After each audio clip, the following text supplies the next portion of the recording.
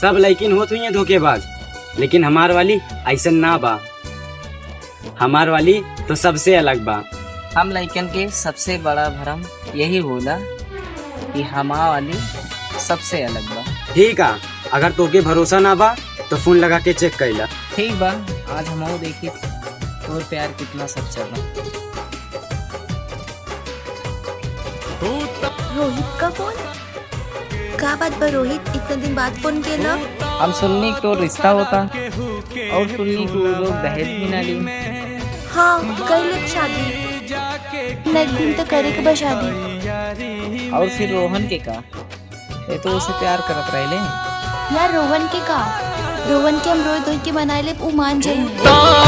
दोसरा केहू के फुलवारी में बाड़ी जाके खिले के तैयारी में